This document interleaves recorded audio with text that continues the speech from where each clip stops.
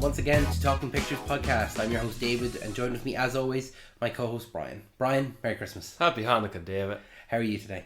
Oh, I'm good. Yeah? Are you ready to talk about some Christmas movies? Yeah, I'm sure I've got a few in the bank that I want to talk about. So, as it's the happiest time of the year, we're going to go through some of our favourite. You say the best, or would you say favourite? I'm stuck on the fact that you said happiest time of the year. It's not so happy for my bank account. Oh, yeah, no, but it's the season of giving. Ah, yeah, that yoke, yeah. Yeah, it's you know, think about the smiles on the faces of those that you love, that you'll be giving these cherished gifts for. My bank account's not smiling. But they will be. That's what matters.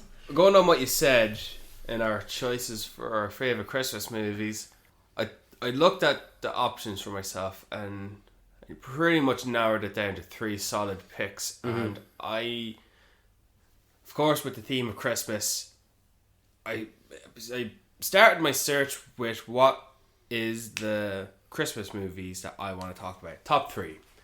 And I found it quite easy to pick. And for a lot of people, some of these picks would be like, what? Or why would you pick that? You're not serious. Why are you picking this over this classic? So, for example, why am I picking any of the 3 movies, or let's just say any one movie on my list, over Elf? Yeah. Because Elf, yeah, perfect, traditional, funny, classic, Will Ferrell Christmas movie. I'm not picking it. No, it's not on my list either. Yeah, no, and that's fair. But that's not to say neither of us like it. This is, I think, I don't know about you, but it's, when you think of Christmas, these are ones that you're going to straight away. Like, if I had to put on a Christmas movie, I'm going for these. Yeah, definitely. There is another movie that it's not on my list. And I guess it's not that good of a movie, or I guess it's a movie you can cringe at. And it was one of those movies that it would be on RTE2 every Christmas season. You might have missed the first half hour because you forgot it was on, or it just started at the time. You just so happened to click onto your TV and you just fancy continuing watching it. And it is called Christmas with the Cranks. Oh yeah, I quite like Christmas with the Cranks. Yeah, I like that movie too. I think that's quite funny. I did like the movie. I do like it. I would, if I were flicking through my TV and it just so happened to be on, I would just continue to finish it. That just seemed to be like a bit of a habit I got myself into on my own. And it's nice. It's a nice movie. It's nice movie with bickering neighbours and trying to not do Christmas this year, and he always being guilt tripped into doing Christmas into Christmas season. And it's nice. It's a nice coming together type of movie. But it's not on anyone's top list, I don't think. No, but it's nice. Yeah. So there you go. I give a shout out to Elf and I give a shout out to Christmas with the Cranks. Movies that are not on our list. So shall we get started? Start it. You work away. What's your we do all of yours and then we'll do all of mine. Yeah. What's your first pick for one of your favourite top 3 Christmas movies? Home Alone. Home Alone. What's that about? Okay. Right. We'll start with Home Alone. Interesting fact, okay, before we move any further, I've never seen Home Alone. And I know what you're thinking. How have you not seen Home Alone? And the answer to that is, I have seen Home Alone. But I've seen all of the scenes in Home Alone, but never in the correct order. I've never seen all of them in one sitting, because I never watched it as a kid. And any time that in my adult life where I've like tried to sit down to watch Home Alone, it's usually at Christmas. I'm not watching Home Alone in the middle of June, in August. And so like I'd sit down and like watch it with other people, and normally someone would walk in and say, "Oh, why are we watching Home Alone? We watch this every year. Can we put on something else?" And it's changed away.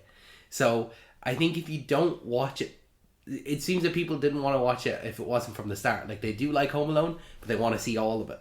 So because of that, I've seen like maybe the first half of it, or like I've walked in and it's the second half of it, and just from context of seeing scenes in various places, I know the full whack of Home Alone, but I've never seen it.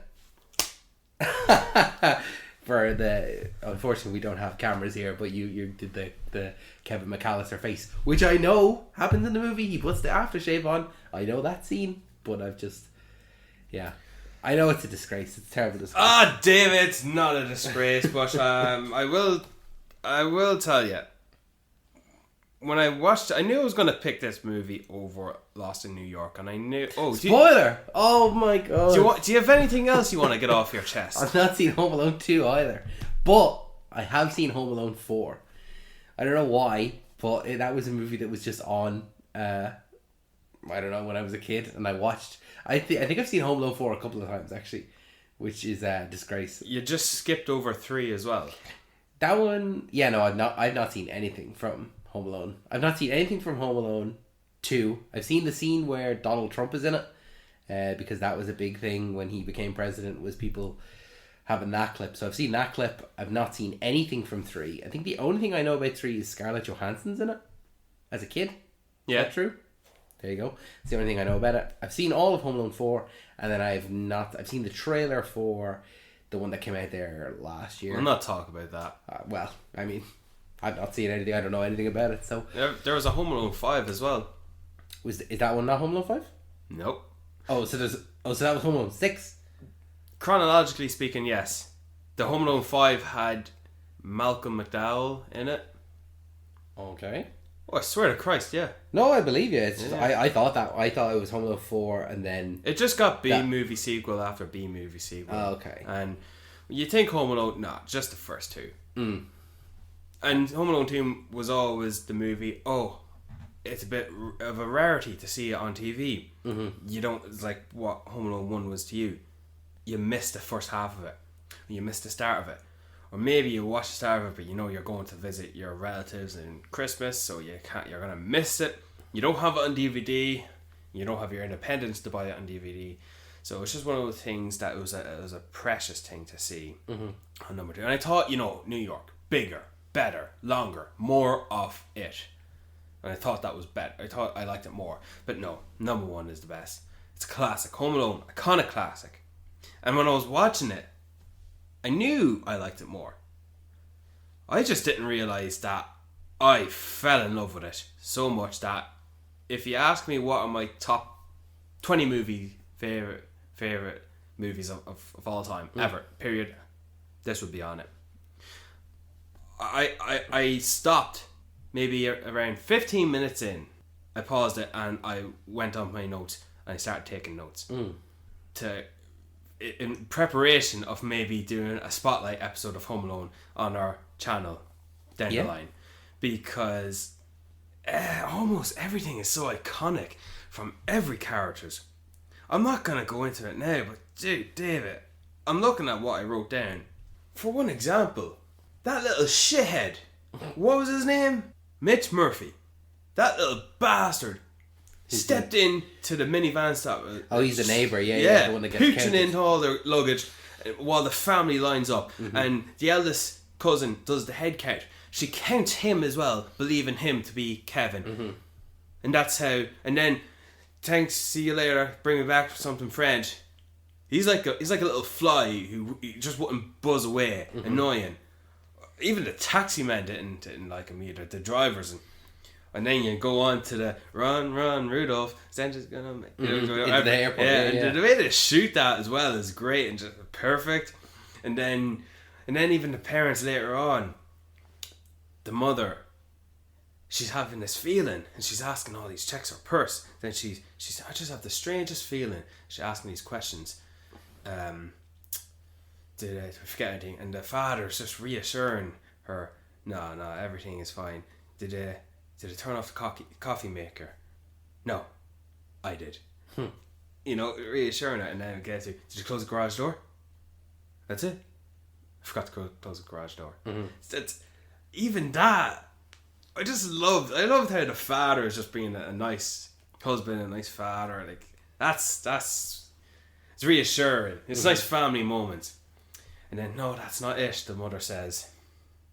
And then Kevin, with the exclamation mark, realization that you went on holiday and you left your son home alone. Home Alone. Oh, I get it now. Okay, so he's the one that's left home alone. He's home alone. He's by himself. If you really think about it, it is one of the better classic titles for a movie. Yeah. And used in a dialogue in a sentence because I'm home alone. Yeah. Yeah. Well, so mother's on the phone to police, the donut eating police, and the useless policewoman, and yes, my son is home alone. It's nice that it says like that, but I haven't even gotten into the plot. Kevin thinks he wished his family disappeared because of the argument. And you know what? Fuck his family. And you know what? Fuck his mother as well. No. I always did, from what I've limited to what I've seen, I always did feel like they were really bullying him. They were bullying him. And his mother was cruel. And then Kevin said, sorry. It's too late. Get upstairs. Fuck you. No. So you don't mind? You're like, yeah, you deserve the stress of trying to get home and yes, get back. I'm glad you brought that in because when she realized that, what kind of mother am I? Because the stress, and then she's trying to fix everything, putting their whole holiday on pause, and the whole family are trying to fix it and trying to contact home, and the phone lines are down, and it's Christmas, and no one's helping them. She's so concerned. And then even then, her only plan of action is to just stay at the airport and wait for maybe a flight to become available to get back home. And then that scene where she says goodbye to the whole family, and she's like Nemo's dad, leaving his home, as he would have the phobia of leaving his house.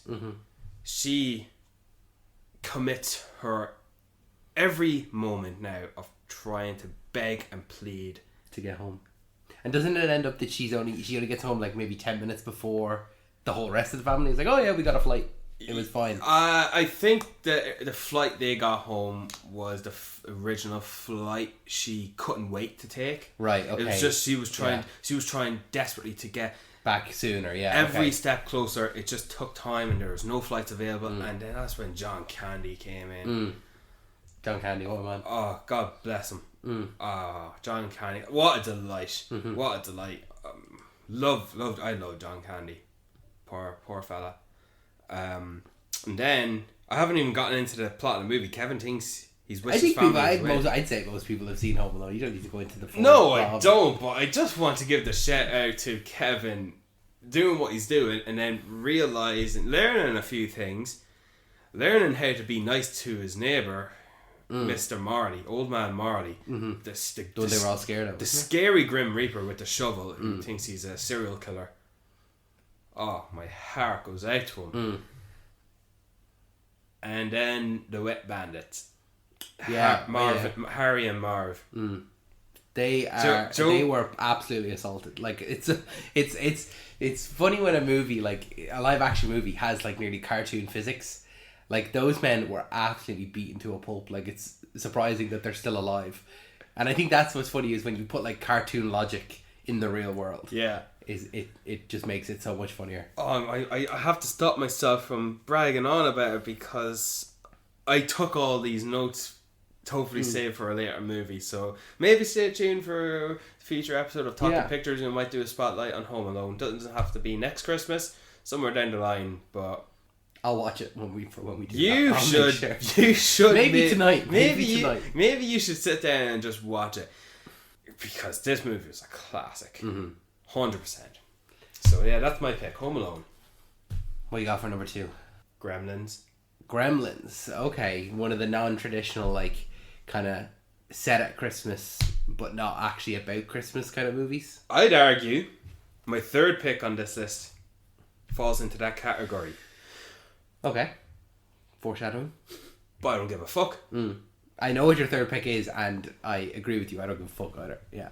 But talk to me about Gremlins. Gremlins is one I've only seen once. I've seen it a couple of years ago, and it's one of those ones that you kind of, maybe as a kid, you'd only see it like without your parents' permission. Do you know? Like maybe you kind of, you're not seeing Gremlins every Christmas. Yeah. You're nearly, like mom and dad can't find out about this. Yeah. That wasn't like it was for me. I don't know about you, but it was much no. later. That You want to know the shit I was allowed to watch? No bother. Believe me. you got away with. I got away with murder. But yeah, Gremlins. I picked this movie because this is one of those childhood movies growing up, and maybe it was. I think we had a VHS of it, Right. and they went out, and I eventually got my hands on a DVD and I watched it. Great, perfect. It's a movie that this is the time. I think I remember. I can't remember, but I know there was a time where this is the moment where I get to sit down and watch Gremlins in its entirety, like what you have not done for Home Alone, and ensure that I can take in everything. And this is before I think I knew there was a sequel. Mm-hmm. You thought this was it. This is it. Yeah. So Gremlins, you know, the cuteness before Baby Yoda. Mm-hmm. Yeah. Your Gizmo. Gizmo, Yeah. the Mogwai. And you know, Gremlins come, I think, as the little goblins that destroy the plane that you're on for like World War II flyers or pilots. Or there's a few gifs and spiffs and sketches of cartoons, like The Simpsons has one. Yeah. Where there's a gremlin on the bus. Yeah, parodied a lot. Yeah. So it's almost like a myth or an urban legend where you're on a plane and you're looking out to the side and there's like a little gremlin on it. Only you can see it. Yeah. And it's tearing apart the plane. Yeah. So, you know, that's why they just took that concept, put it in here. And the gremlins, I like how that once they're born and they know what to do and what to think. They know how to drive a tractor. They know how to rig an old person chair to go from slow to fast on the stairs. They know how to change traffic lights from going blue, make them blue from green to red, and they know how to do various things. They love their candy, they love their drink, they know what smoking is, they know how to sit in the corner with a bowler hat, and like they're born just with chaoticness in them. Like it doesn't matter what the context is. Oh yeah, we just know how to do it. Like rather than having to explain. But we don't care about the explanation. We just watch it for the fun, and they're conniving, they're scheming, and the scene where the mother. I'm talking about these various scenes as if our listeners know what Gremlins is and know the plot. So I'm just gonna spare that plot. But the scene where, for example, the tense moment of when they hatch from Mogwai to Gremlins, and there's like 5 of them in the house, and the mother's alone, and she's going around to the kitchen, and she like kills like 3 or 4 of them. She's all with kitchenware, not a bother to her. Grand. And then son comes home, and then that's when Stripe the villain gets away, and you know that feeling where you don't need any dialogue to convey the emotion of oh fuck, the dread that comes along with when Stripe the gremlin takes a nosedive, a cannonball dive, holding his nose as he sinks down into the bottom of a pool. And he's going to multiply. Yeah. Because it goes into a wide shot and the whole pool's bubbling green and smoke. And you know what's coming. Absolutely. So, and then the movie just highlights Snow White and the 7 Dwarves, and that was nice in the cinema. And then the chaoticness, as he said, they know how to do a Christmas carol sing along at people's doors. That was a funny scene. They're just a bunch of hooligans. They're a bunch of messers who might kill you. Yeah, might kill you. And no problem, we'll laugh. They do it. They'll do it all. Yeah. It is funny. I think Gremlins has one of the funniest lines. It's not even from the Gremlins. It's one of the funniest backstories. You know the girl's dad, that he died at Christmas. Yes. And it's like, oh, how did he die? And he died. He was trying to come down the chimney as Santa and got stuck and died in the chimney. That's like, it's like so funny, but also so, like, when you think about it, it's like, what the fuck? That's so like grim. I'd like to know how big that chimney was. Yeah. Or how slim that father was. Obviously, it's you know, it's one way to set up an interesting tragedy of a backstory for a child. Didn't really go anywhere.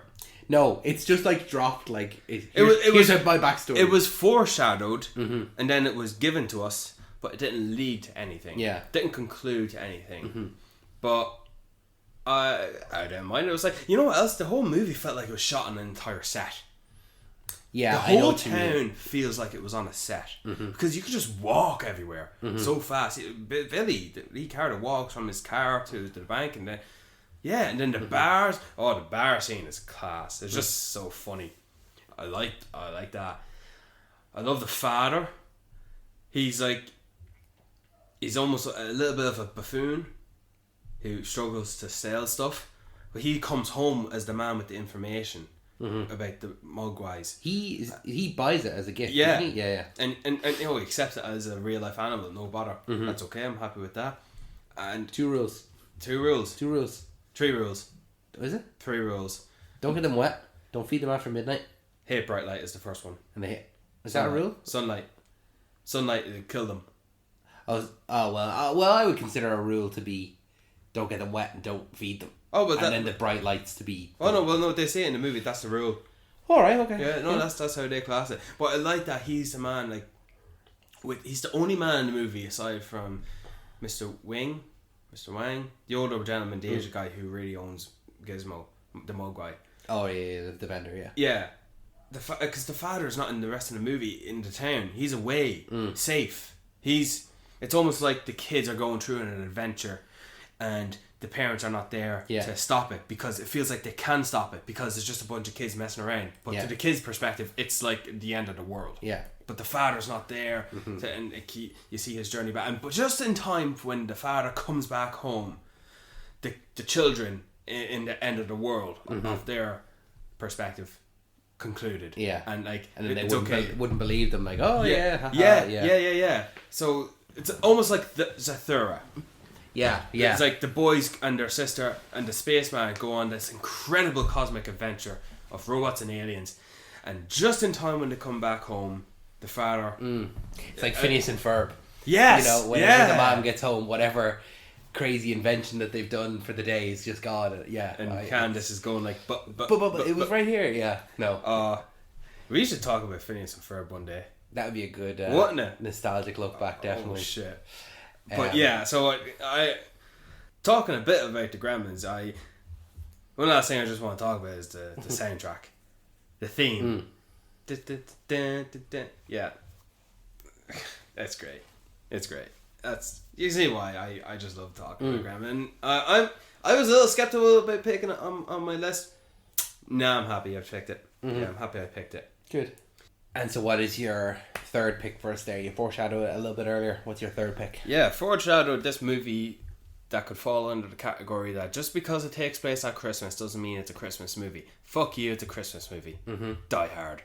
Ho, ho, ho. Now I've got a machine gun. That is the ultimate Christmas movie. People that say that's not a Christmas movie are crazy. It's a movie that takes place on Christmas Eve and has Christmas themes throughout. He wraps people up in fucking tinsel. Absolutely 100% Christmas movie. I just watched it recently, and just to step away from Christmas for a second, it has one of the best hero villain first meetings. Absolutely. Yeah, 100%. I agree. And when they meet, we know as the audience that this villain has something to one up our hero, and we're on edge. And the next scene we see them where they're just talking and chatting, Dutch angles. Absolutely, I was going to say Dutch angles. And the uneasy music. It's very rare that we get a scene that's nearly from the villain's perspective. Yeah. A first meeting like that, because you get it in other movies where we don't know, like we've met, say our main character, our protagonist meets the villain. Yes. And we don't know it's the villain yet, and that'll be revealed to us later. Yeah. But when we know who everyone is, yes, and then the villain meets the hero, the villain knows he's the hero, but the hero, he has his suspicions, but he doesn't know. Yeah. And then we get it from his perspective, essentially. It's a great first meeting. It's And what just tops it up even more is when John McClane is saying, I'm a New York cop, got invited to the party by mistake. Who knew? You know? Yeah. Hans Gruber's sitting there and he's learning about him. Okay, so... And he's laughing. I shouldn't even be here. Yeah, like... And Hans Gruber is...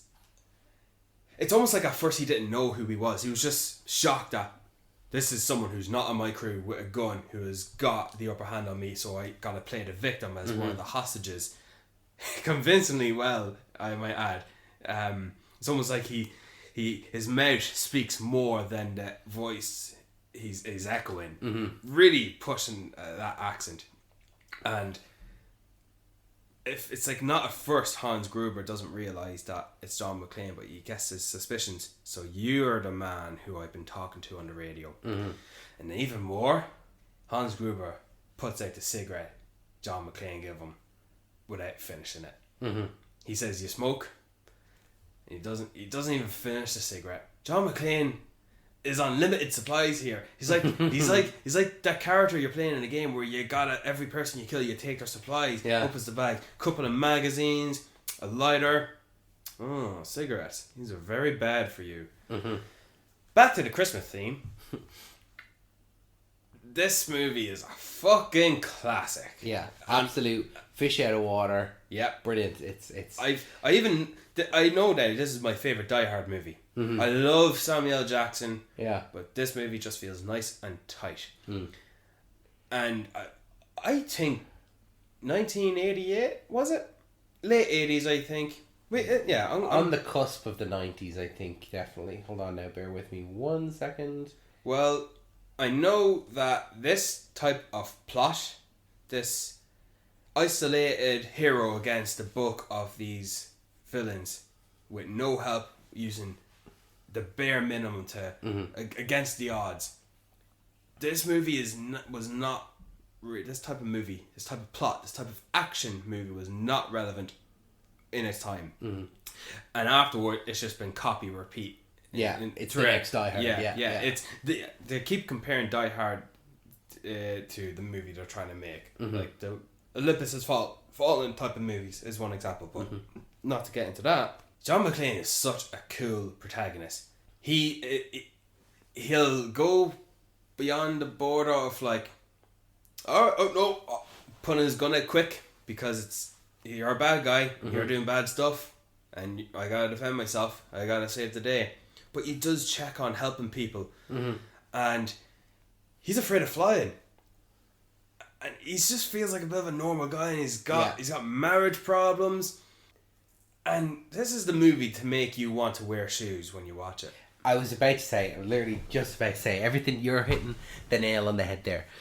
Just, you're dead right, it was 1988. I know you just said that there, I wanted to clarify. Die Hard for me is, it's a Christmas tradition. Yes. Me and my dad watch it every Christmas Eve. It's absolutely, like, the only time we wouldn't watch it is if we go, oh, we watch Die Hard 3 instead. Like, we would jump kind of between the two. But, like you're saying there, right, everything about John McClane, he's, for a movie that, it doesn't feel like it takes that long to get going. No. It's like 20 minutes and you're in the terrorist attack on Nakatomi Plaza. But he is such a well-rounded character from the get-go that we are introduced to him, and he's arriving into LA. He's a New York cop. He's arriving into LA. He sees the couple at the airport, and he's like, this is just not his area of expertise. No. Like, they really want to point out the difference between what New York is compared to LA. Yeah. And he's seeing the couple at the airport, and he's like kind of nearly looking at the girls, but yeah, he's married, so you see, there's problems within the marriage. It's not, he's not fully like, a family man, all this. He's got kids. He's arriving he's only at the plaza to kind of make up the marriage, like to reconcile things. But he's still preparing himself to maybe have a motel for himself. Yeah, that it's not going to be a happy ending. Like, he doesn't know how this night is going to play out. He's got the flaws of not being able to, or he afraid of flying. He gets the little tip about taking off your shoes and rubbing it on the carpet, which then again is such a brilliant storywriting technique to have. Okay, he's a grizzled cop. He's well capable with a gun. He knows what to do. Let's put him at a disadvantage and take off his shoes. And now he has to run around this and do this whole movie barefoot. And then he, later on in the movie, when Hans realizes this and they shoot the glass out and he cuts up his feet running through the glass. Oh, it's terrible. When he's, sliding into the bathroom. It's just he's such a well-rounded character that you can understand why then they would go and make kind of multiple sequels to this, because he's in himself such a good character. Yeah. We want more of that, and then everyone else wants to emulate that going forward. They want their own Die Hard. And it's also quite the Die Hard tradition in every movie. How can we physically inflict pain and harm upon John McClane? Mm-hmm. Because he's got to get shot, or he's got to get stabbed, or he's got to get something done to him to show bruising and blood, and just escalate that into a fist fight, because he's always got to fight someone physically. And still, when he gets to the rooftop, he tries to find out where's Holly. And he's trying to kill when he shoots the Asian guy open the door, he's like, go, go, go. He's rushing now. He's got no fucking time on his hands now. He's got to speed things up because he's just been delayed by this fight, and he knows the roof is going to explode. And then he finally realised that Holly's been taken, and he's thinking, what the hell is he going to do? Right, go, get down. The whole thing's going to blow. But they don't know what to fucking do. They're told go up here. They think he's a terrorist because they're not talking. And then they don't. Yeah. So what is it? Shoots the gun in the air to fuck them all downstairs. It's he's trying to save this hurdle of chickens, trying to open the fence and let them just scatter down. He doesn't lead them to safety. He sends them off. He scares them away to just get down out of here because this place is gonna blow. And then the fucking FBI is gonna come and shoot him. Them douchebags. You thought the captain Dwayne down at the bottom with Powell? Yeah, is the FBI agents, what they called Detective Johnson and Special Agent Johnson. Yeah, no relation. I always thought that was hilarious. Yeah, they were happy to have a few casualties. They didn't give a fuck. They were thinking about their jobs, and they got what that's coming to them. And then even more. And I was paying attention to the music as well. Oh, the music! Jesus, the soundtrack is just, you feel the rush and the beat. And I'm realising this when I'm watching this recently, but I just love how he's done. John can only do the best he can on his own, because he's now set in a corner where he has to jump off the roof building, and he doesn't know how far the hostages have made their way back down, and everything is falling apart because Hans Gruber he's been informed of this, and he's got to blow the roof, and he's got to hurry up and skedaddle out of there, with 70-80% of his crew now finally dead. And that was the thing, it's like every so often he'd kill more of his crew, but yeah, he's got to jump off the fucking building with a fire hose, and doesn't know if the fire hose will hold him either, if he's going to go through the window. And throughout the movie, just listen to how many times John is saying Jesus fucking Christ and holy like you can really hear it, like, come on, like, for fuck's sake. And then he's pleading, oh my God, please don't let me die. I swear I will never go on the rooftop of a building again. Dude, he's just a human being. And he's doing his very best to do all he can. And then that little Christmas jingle, you might remember it when it plays at the end. He's got his hands over his head and he's laughing. One of the best satisfying ways to defeat a villain. And I think this was probably arguably one of the best villain deaths ever. And I think it made me really just love the type of death of a villain when he falls. When he falls to his death. That's my favourite type of villain death. Don't know why, just love it.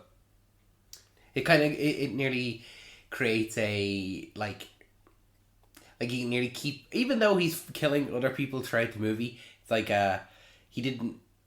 It's not like it's.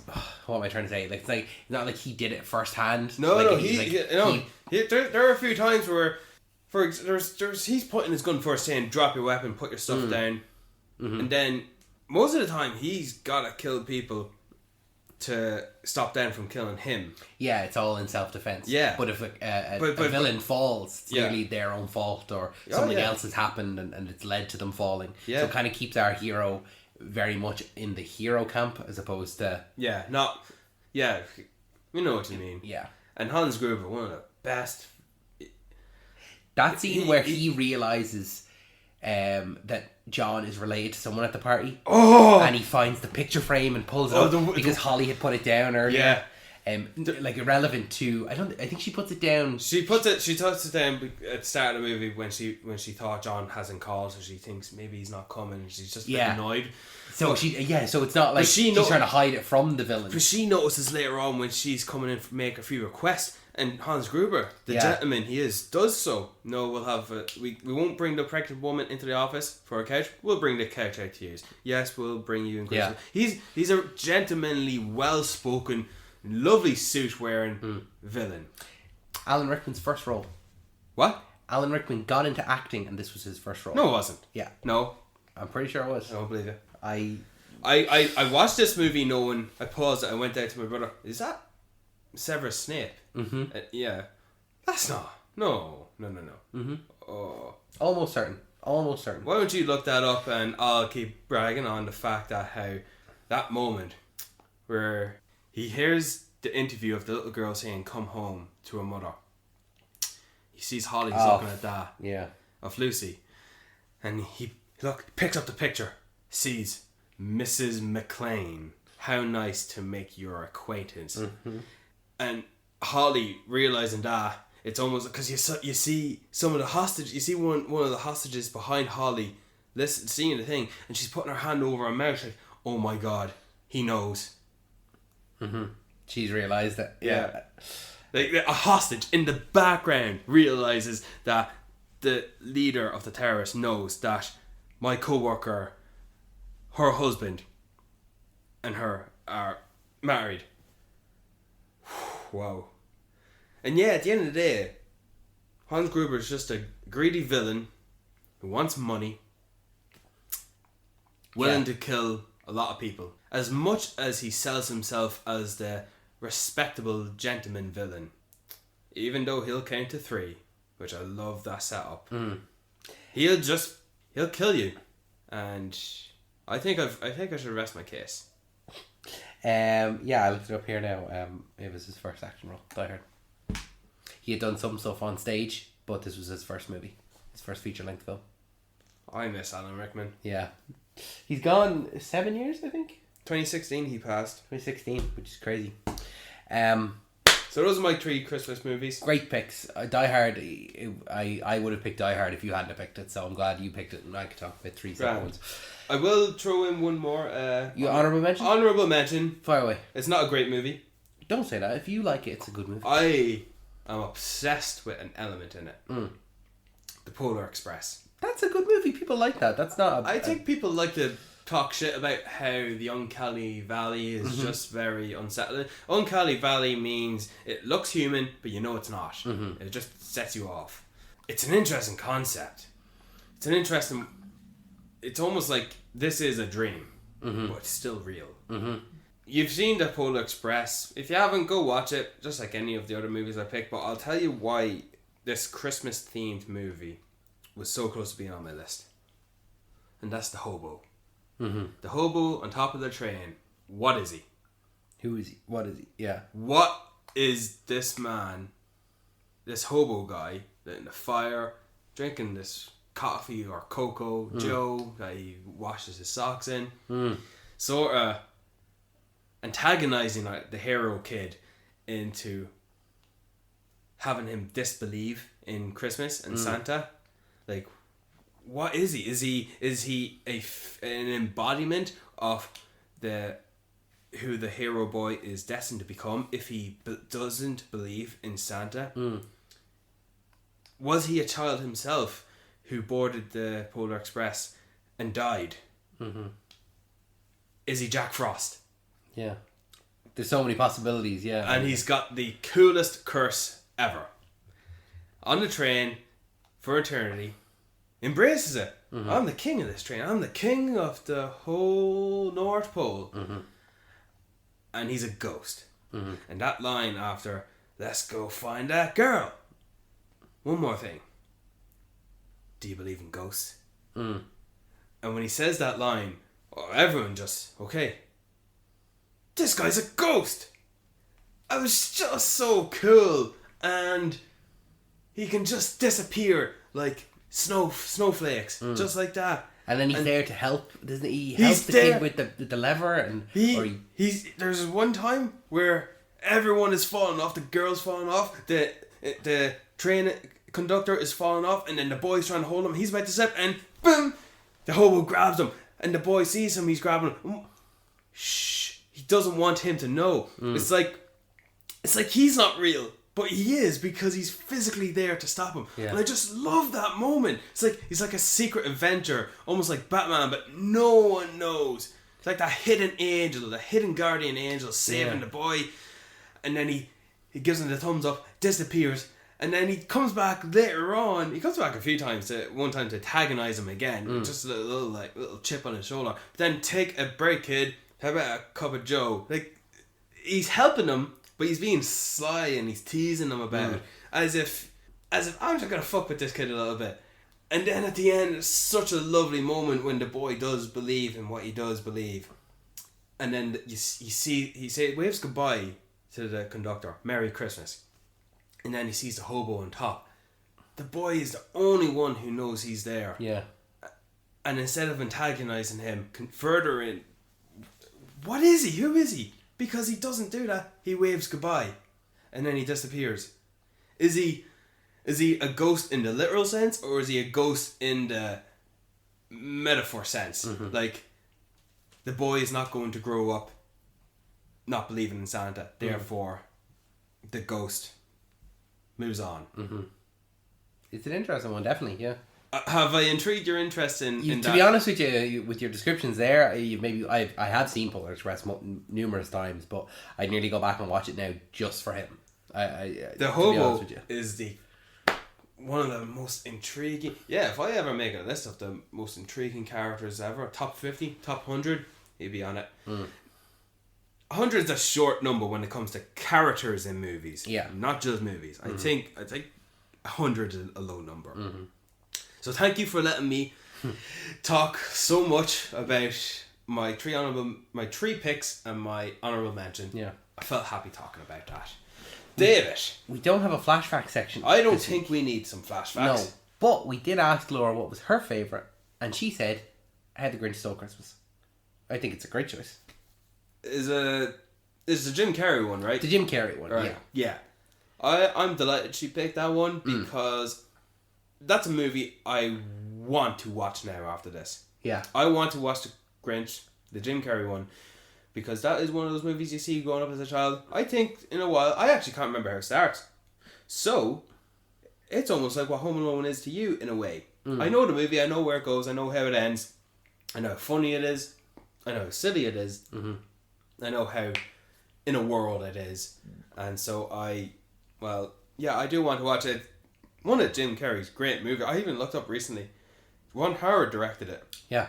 So that's a great addition. Anthony Hopkins narrates it.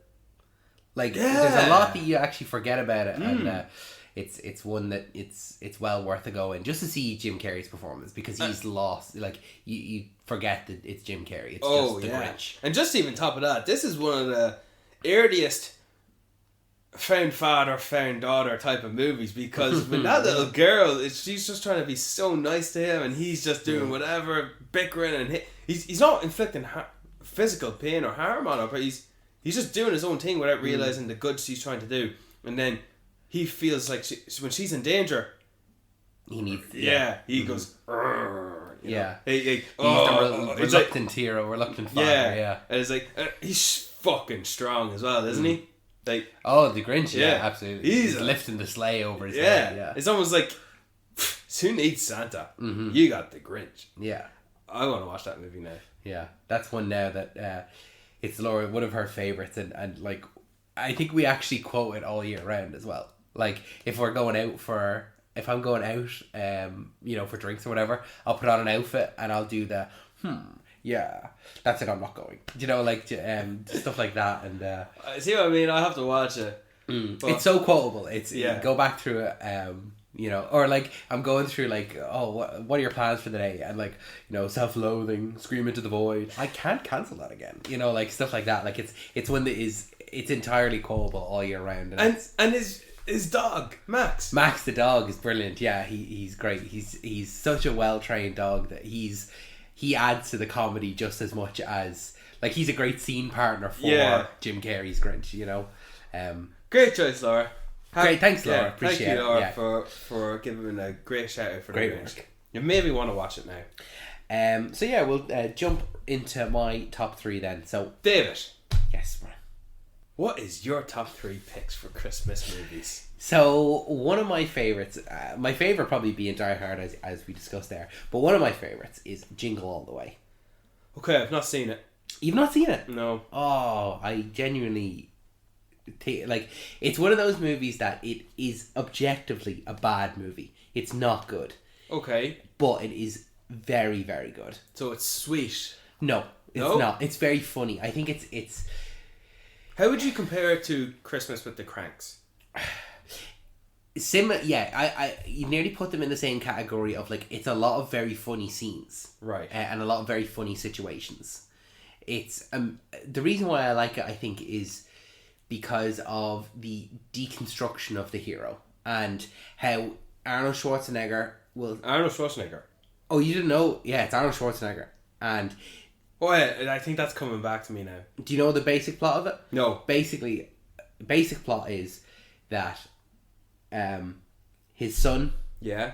Jake Lloyd, so young Anakin from The Phantom Menace. Let's just say Jake Lloyd. Jake Lloyd.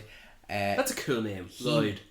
He wants the hottest toy of the year, the Turbo Man. Right. And Arnold Schwarzenegger forgot to get it for him. And the wife thinks that he's gotten it for him. Oh, okay. And he has to get it. It's the hottest toy of the season. It's sold out everywhere, and he has to get it on Christmas Eve. Okay. So he is running around town trying to find it, and he's going to stores. He gets into a competition, or not competition, but like Sinbad, who plays like a postman.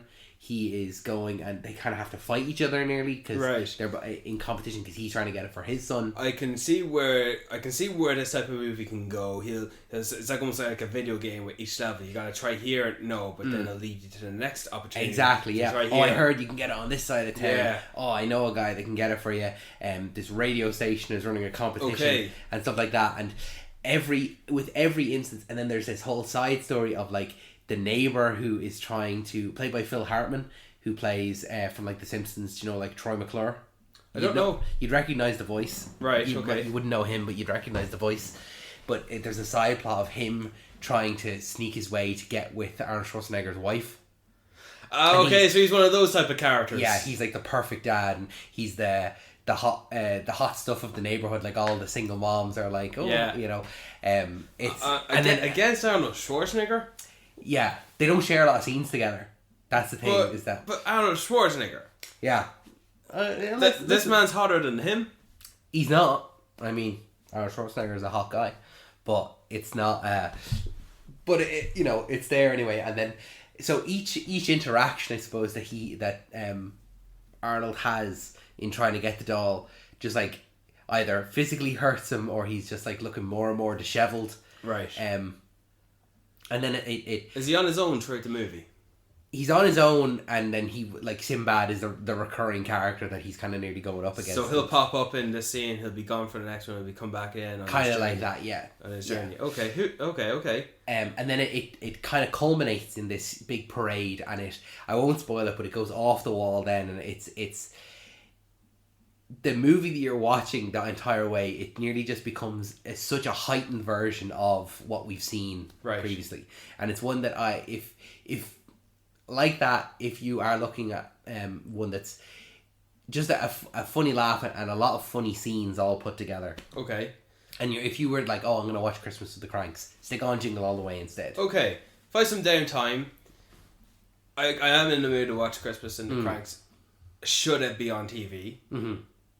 Because I gotta watch it when it airs, not to like record it. Mm-hmm. But I will try to fish out Jingle All the Way. Mm-hmm. I might have seen a poster of it, and the title sounds familiar.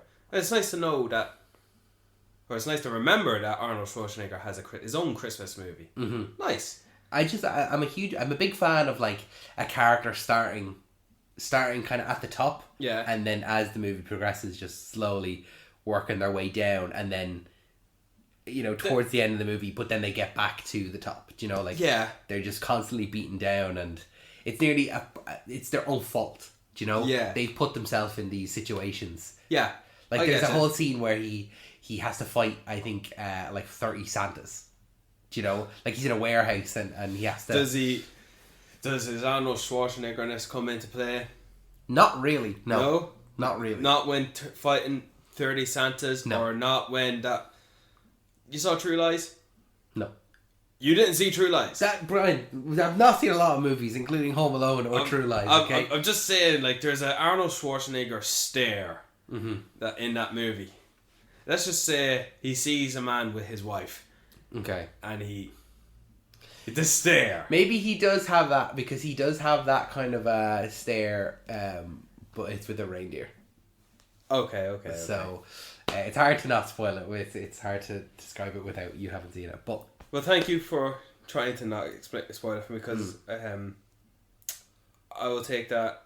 I will try to fish out Jingle All the Way if you've mentioned. Now, I'm glad to know that it is similar to Christmas with the Cranks, because I know what I am in for. Yeah, because, it's one of those bad movies that you enjoy enjoy watching. But is it bad?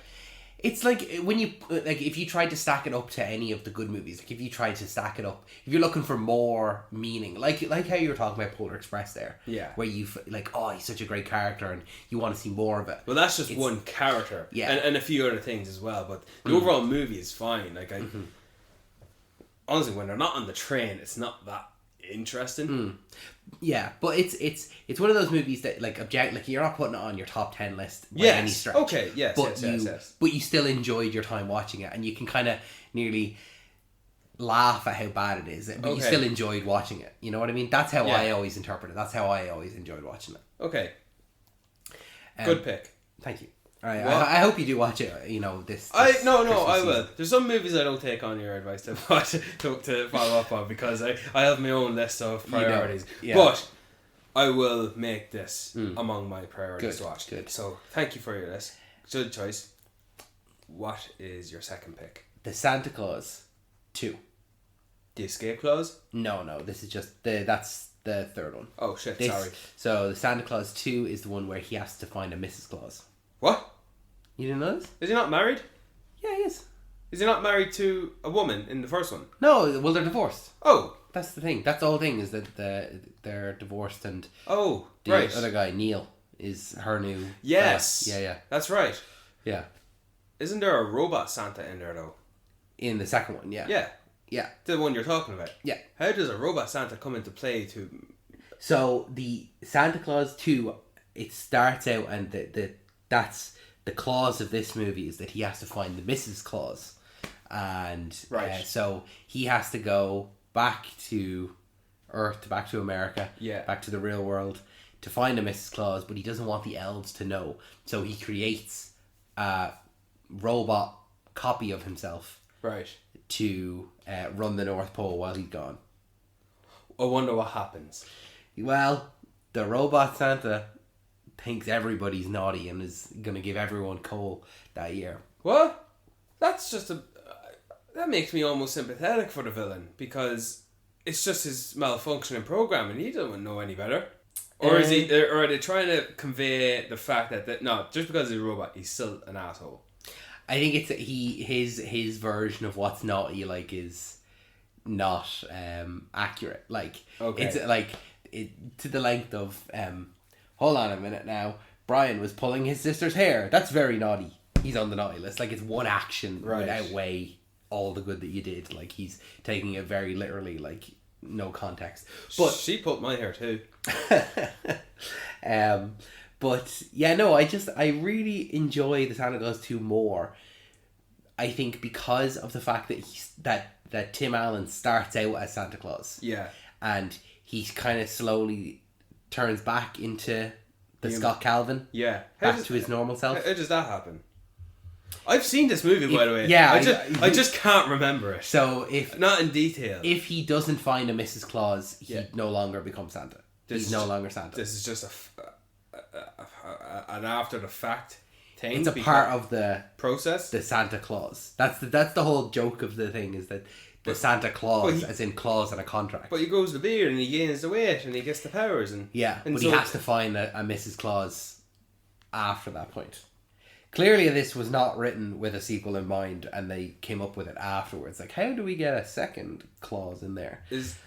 Is this the movie where the elves are like black ops, or is that the first? That's the first one. All right. Okay. That's the secret agent elves. But this one, it's a couple of years later. I think maybe 8 years later. So his son also has grown up. So he starts in the first one. I think he's maybe 7 or 8, and this one he's 15, 16. Right. He's a bit of a delinquent. He's a bit anti-Christmas. You know. Same actor. Same actor. Good. Yeah. Good. Which I always like. I always like when continuity for it. Exactly. We're introduced into this one into a little bit further into the world of like we get Sandman, Mother Nature, Father Time, Easter Bunny, Cupid, like all it just expanding on. See, I forget all this, and I have seen it because I told you about the robot. But yeah, that you got all these magical creatures like Tooth Fairy, Easter Bunny.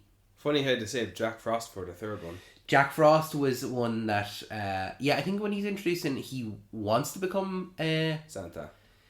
No, he wants to become like a legendary figure or something like that. Oh. But yeah, no, I think that maybe he is one, but yeah, they obviously omitted him and then were able to bring him in for the third one. There's just something about the kind of magic of it as it dwindles. I like that better as opposed to in the first one. He gets the magic. When he slowly becomes Santa. I kind of like the opposite where he is Santa and he slowly is losing it because... Like Spider-Man 2. Yeah, he's kind of he has accepted and embraced the role of Santa in the second one. He loves being Santa and he wants to keep being Santa, as opposed to the first one where he's in denial about it and like he's shaven and he doesn't quite want to be it, and then he becomes it eventually. So I just like the journey of him in the second one a bit more than the first one, which is why I always liked it. I always thought it was interesting that he kills the original Santa by shouting at him when he falls off the roof. But what happens to that guy, and who was that guy, and how come as soon as he's dead, no one is concerned about the fact that he was a human being, he's dead, just because he picked up the mantle as... I'm going to tell you something now, Brian. I'm not going to recommend it, but the answers you're looking for are in the Disney Plus TV show, The Santa Clauses. That is explored in the first season of that show. The original Santa? Yeah. Specifically? Yeah. And then some? That's not the original Santa. Okay, I would assume that... okay, cool. So I'm not going to watch the show because I don't like the posters on it, and I don't think you taught too well of the show. And it's Disney Plus, and I'm seeing a couple of other men on the banners on Disney Plus who are dressed as Santa Claus type people, and you just look like posers and TikTok celebrities. Oh, get him because he's famous and he'll be funny in this. And you just you're decreasing the potentiality of me watching this. So he's not the original Santa. I don't want to spoil it. No. Come on. I'll tell you about it later. But we need to move on to the. Well, let me ask you this, David. Why number 2? Why Santa Claus 2? Why that one? I think I just like all of the elements introduced into it, in the other legendary figures having his son age up. Yeah. The Mrs. Claus, Carol, I like her as a character, and I like her. She starts out as the stern principal. Okay. But secretly loves Christmas, and she like warms up to Scott as well. Is she played by Joan Cusack? She's not. She's played by Elizabeth Mitchell, who you might recognise from the Purge election year. I think she was in Lost as well. Do you know what's here? I've seen... I wouldn't know if I passed her on the street. No. But I like her warming up. I much prefer then as well Charlie's parents, so his ex-wife and Neil. Yeah. Because they've also embraced the fact that he's Santa Claus now. And the stepdad's not a dick. No, they very much like embraced that he's Santa, and they are no longer antagonistic forces. They have their own daughter, Lucy. Right. She's introduced as well, and she... Isn't she in the third one? She's also in the third one. But is the son, Nick? What's Charlie. Charlie. Is he in the third one? Yeah. Same actor? Yeah. Cool. Because I remember the little girl... I thought she was like a granddaughter to Santa, but no. She's no relation to Santa. She'd be Charlie's half-sister. Yeah. Because I remember Jack Frost freezing the parents in the second one, and Jack Frost was a dick. Oh, absolutely. Yeah, what a dick. Yeah, no. Well, he's in the third one. Yeah, he's in the third one. We're talking about the second one. So who plays the robot Santa in this? Tim Allen. How is he is he in prosthetic makeups or? I think no, it's him, but just his hair is like, it's not hair. It's Right. like plastic. Yeah, You can just tell with subtle makeup differences that it's not. There's like smooth it over. Was he a villain that needed to get his comeuppance? Was he doing bad stuff, or did He was like was he antagonizing? Was he villainous? Was he fighting? He created giant nutcrackers to. I think he threw Bernard, the head elf, in elf jail, and then it also introduces Curtis, the other one from he'd be the head elf in the third movie. He generally made the kind of the lives of the elves bad and needed to be stopped, and I just want to make sure that his downfall was justified, because he was sent back in the machine that reversed. Sent back into the machine, and I think he just became like a dancing Santa then. Oh. Like he was, he got his comeuppance. That's a conscious being that all you have to do is just fix.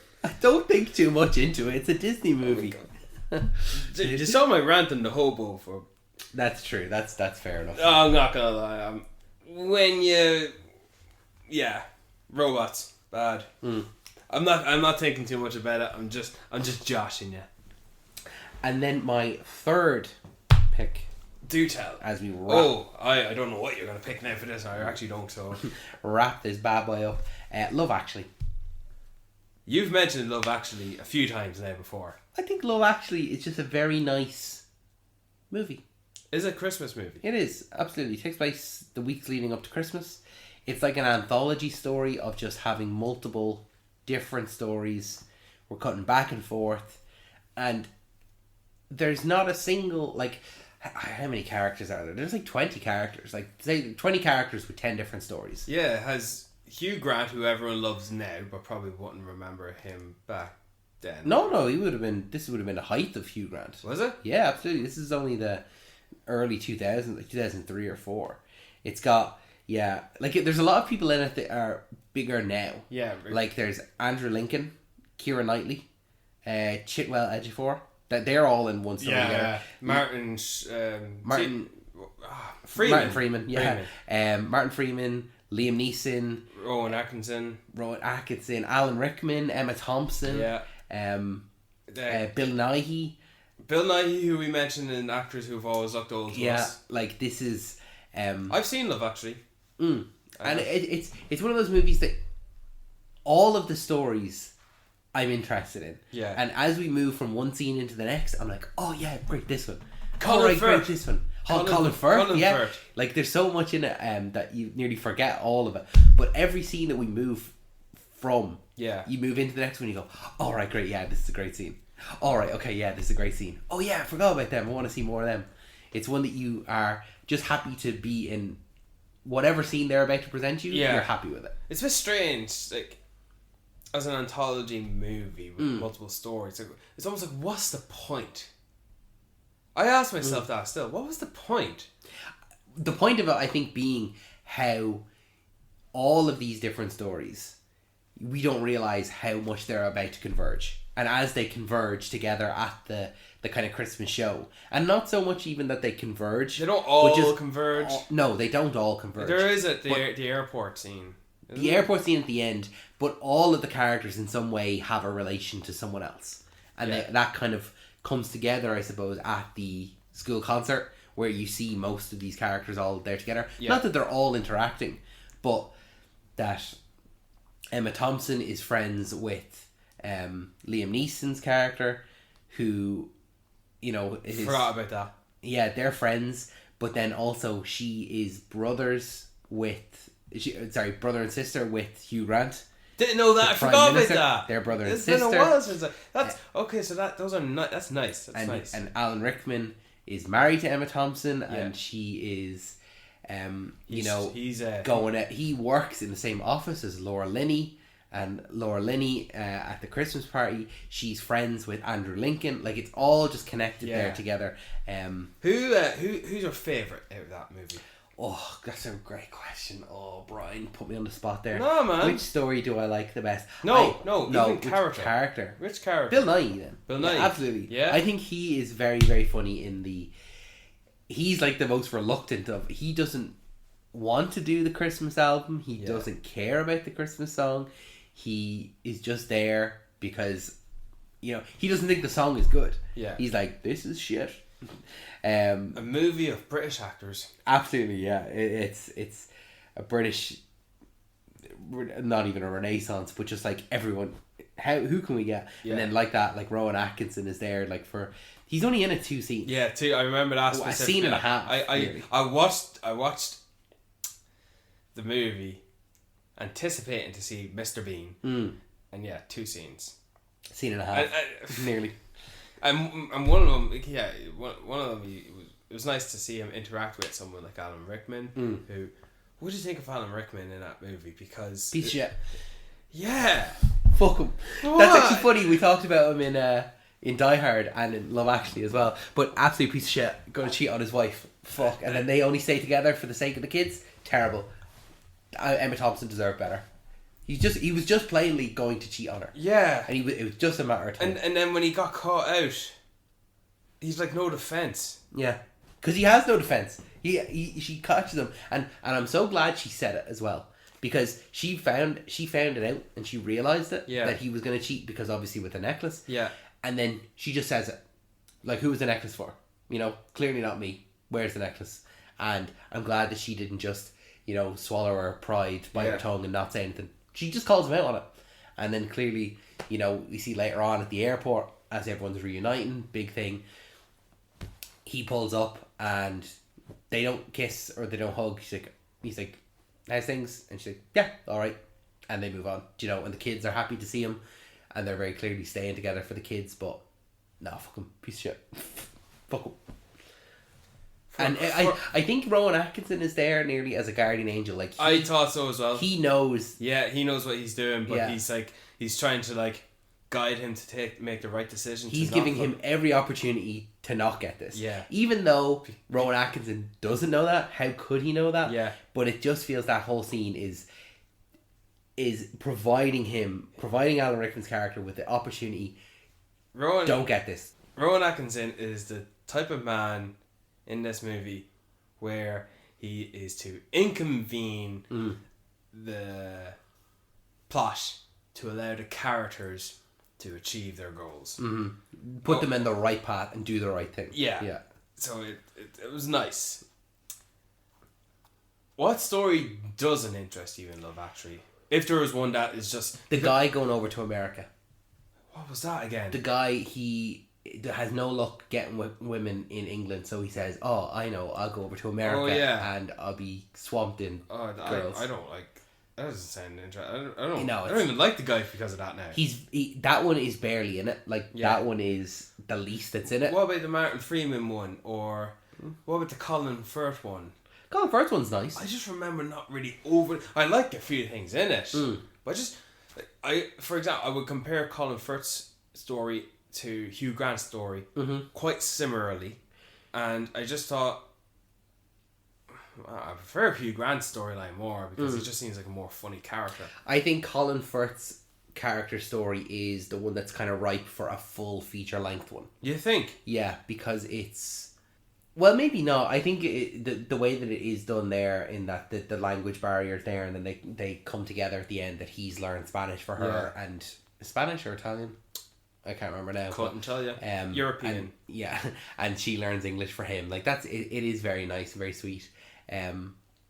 But no, I think that one's nice. The Martin Freeman one, that one's there for a bit of comedy. That one's fine. Yeah. I don't think much to it. I think it's very funny. Them as stand-ins for actors having sex. Yeah. And then he's working up, they're naked for their entire workday, and he's just building up the courage here to ask you out. Yeah. I think it's just it's harmless and it's funny. But I think the American one, the guy going over to America to get with girls, that one is the least interesting, and luckily it's the one that's the least there also. The one that gets the least amount of time. So it's okay, we're in and out of it, not too bad. But and which do you think is the main one? The main storyline? The lead. Whenever I think of it, I always think of Liam Neeson and his son. I almost agree. Yeah, I would almost agree. But I think a lot of people would think of Andrew Lincoln. Really? Yeah, because of that whole scene. I think it's one of the most iconic scenes to have the the I know the the scene boards I know, outside. I know the scene you're talking about.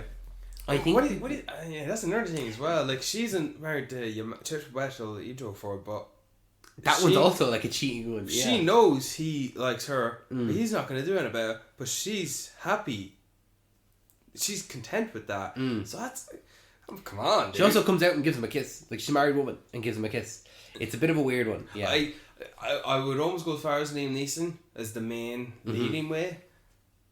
But I think it's Hugh Grant and his storyline. Doesn't he narrate it? Yeah, he does give one something at the top and something at the bottom of it. Yeah, like as in at the top of the movie and the bottom at the end. Yeah. I mean, arguments can be made for either, definitely. Yeah. Just for me, whenever I think of it, I do think of Liam Neeson and his son. We won't get these actors together unless they're at the premiere. To see them all together. Because it's such a big ensemble cast. Yeah. Well, a massive ensemble, and not the type of ensemble I would like to have in a movie. I want my characters to interact completely. Mm-hmm. But no, that was a good choice, Dave.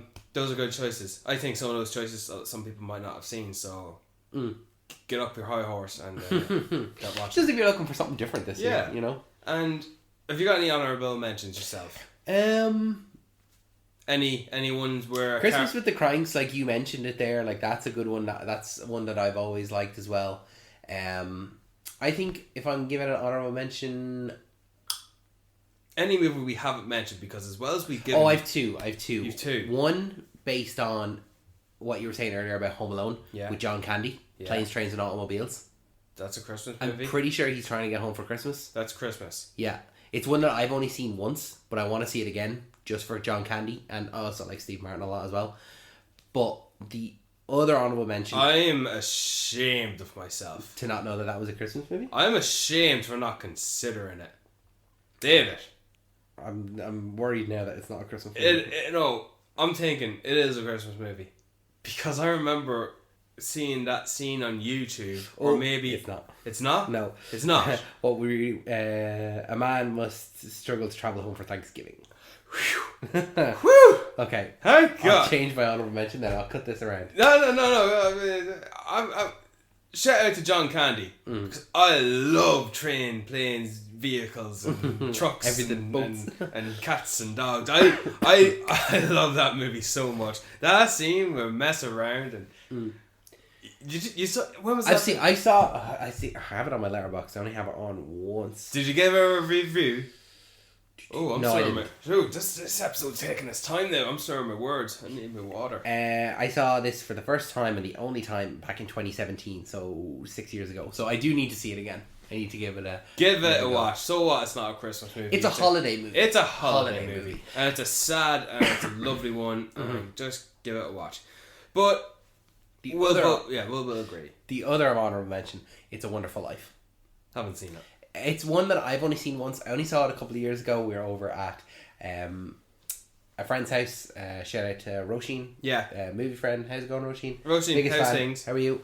And we watched it, and it was, it's when you're told like, oh, this is a classic. Yeah. And I fully see why. Yeah. It's so good. It nearly spends it's like a 2-hour movie, and it spends like an hour and a half nearly giving you the backstory before the actual kind of Christmas part of it comes into at the end. Yeah. But you are so wrapped up in it, and it's an honourable mention. It's a great one. I've only seen it once, but I need to see it more. Home Alone, Gremlins, Die Hard, Jingle All the Way, Love Actually, what was Santa it? Claus 2. Santa Claus 2, The Polar Express, It's a Wonderful Life, The Grinch. There's so many we mentioned. We've just pretty much given quite a few shout outs. And then planes and cats and dogs. Yeah. And then we never even discussed Elf. I think Elf as well, but there's a whole episode we could do on Christmas movies that aren't Christmas movies. Movies that you watch at Christmas that aren't Christmas movies. All the Harry Potters, Charlie and the Chocolate Factory. I'd throw Singing in the Rain, Some Like a Hot. A lot of movies that have that kind of feeling of Christmas but aren't Christmas movies. So there's so much to talk about, and we barely scratched the surface. Maybe next year we'll do this again, but completely different films. Oh, sorry, we might have to schedule for favourite Jewish movies for next. Hanukkah movies, yeah. But, Brian, that brings an end to this episode. Thank you so much for joining me, Brian. Thank you so much for joining the audience.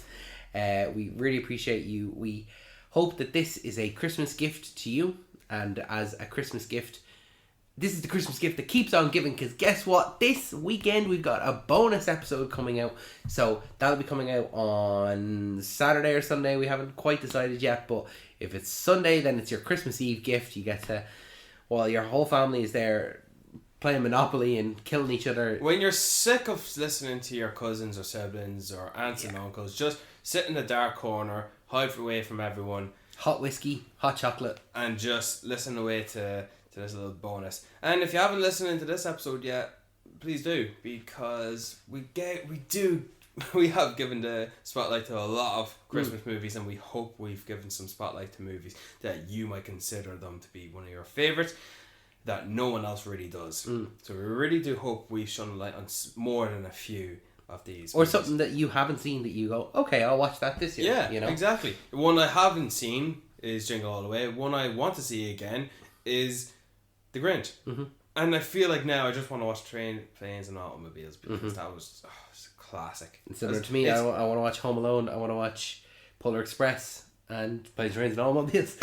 So we both came out of this with more movies to watch.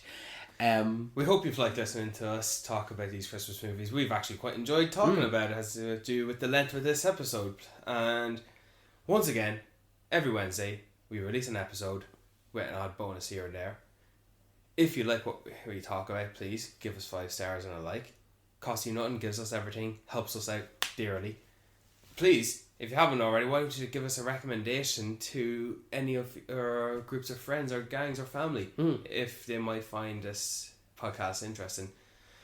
Even if they don't find it interesting, maybe just give them to have us subscribe to it anyway. And just, oh yeah, it's there. Maybe we'll get around to a subject to talk about where they might find it interesting. Maybe actors who are always old might be one of them, for example. We're always on Spotify. I'm helping you out with the closing. Yeah, no, man, appreciate it. You work away. We're on Spotify at Talking Pictures Pod 1. No, we're on Spotify, Talking Pictures, and all our... See, Dave, this is where I muck it up at the end. All of our stuff is in the description down below. I think we should just stop saying that, because you do it great and I do it poorly. Because, I think everyone knows we're on Instagram. We post everywhere, and we advertise ourselves on Spotify, but we are on almost any app of your podcast listening choice. Apple Podcasts, Podcast Addict, Pocket Casts, Audible, Google Podcasts, we're on Audible. They just do books, I think. Do they do podcasts? Do they? I don't know. I think they just do books. Do they? Shit. We don't have a book yet. No, not yet. One day. Yeah, maybe. One day. Any final thoughts? Merry Christmas, you filthy animal. That's from Home Alone. Oh yeah. I think it's from Home Alone too. No, it's Home Alone 1. Yeah. Ratcha fracka ratcha. Do you know Joe Pesci's actually cursing? Is he? He's cursing, but he has to like not curse because it's a kids movie. Yeah. Joe Pesci's cursing, so they had him say that instead. Every time he goes ratcha fraccha ratcha, he's cursing. He's cursing. He's cursing. He's saying, "You fucking little shit." Okay.